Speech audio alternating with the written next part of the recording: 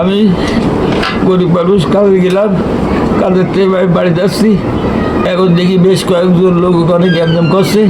আমি লেবে দেখি যে আমার ছেলের সাথে আসাদের সাথে গ্যাঞ্জাম হচ্ছে। ওখানে ভালো মন্দ লোকে খাবাই থুমি দিলে, দিয়ে আমার ছেলের বাড়ি পাঠাই দিলে, আর আসাদ চলে গেল। এইবার মাছ বসা জাহাঙ্গীর ছেলে এসে বলছে আমার বাপের মেরিস। তাই বলছি জাহাঙ্গীর তুই কিরম কথা বলছিস? তোর আমার ছেলে তোর গায়ে মারতে পারে হারা? তা তুই এবার ওই কথা শুনি জাহাঙ্গীরের ছেলে মোটরসাইকেল লেবি ওর হাতে সেই স্টিকের লাঠি ছিল, সেই লাঠিতে আমার এই মাথায় এই হাতে বাড়ি বেরিয়েছে, আমার পেট বাড়ি বেরিয়েছে। আমার সেই কাজে যায় গরিব মানুষ একটু যন্ত্রপাতিগুলো সব ভেঙে ছিঁড়িতেছে। আর আমার আটকায় রাখলো তাই ওই লোকজনে ওর সাইকেলটা আমার ট্রেন ধরে গেছে, সাগর আমার বেরিয়েছে। আর পরে আমি মারার পরে লোকজন আমার পাড়াই দিতে চাচা তুমি বাড়ি যাও।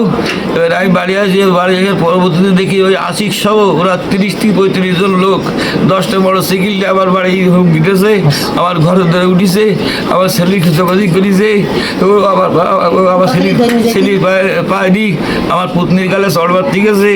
এই রাই বেশ যদি নাম কয়েকটা নাম জানি বাবা, আমি আর কারোর নাম তো জানি নি। এই লোকগুলো।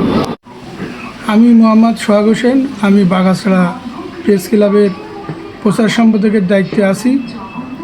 পাশাপাশি আমি দুটি দৈনিক পত্রিকার সাংবাদিক হিসাবে কর্মরত আছি। আজ শনিবার আনুমানিক সকাল 11টার সময় বাগুড়ি খ্রিস্টান বাড়ি মিশনের পাশে একটি চায়ের দোকানে সাংবাদিক এবং মানবাধিকার কর্মী পরিচয় দানকারী আসাদের সাথে আমার হাতাহাতি হয়। সেটা আমাদের দুই পক্ষের মধ্যে হাতাহাতি মারামারি হচ্ছিল। পরবর্তীতে আশিকের নেতৃত্বে আশিক, তারপরে সাগর, তারপরে বাবু, তারপরে হুমায়ুন সহ আমার উপরে সশস্ত্র হামলা করে, আমাকে বেধড়ক মারধর করে।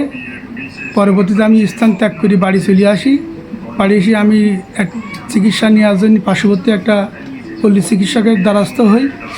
পরবর্তীতে শুনছি যে 30-40 জন লোক আশিকের নেতৃত্বে, আশিক সহ হুমায়ুন, মিটু, তারা আমার বাসায় এসি, বাসায় আমার প্রতিটা রুমে যেয়ে আমার ঘর তল্লাশি করেছে, আমার খোঁজাখুঁজি করেছে। যখন না পাই তারা আমার পরিবারের সদস্যদের উপরে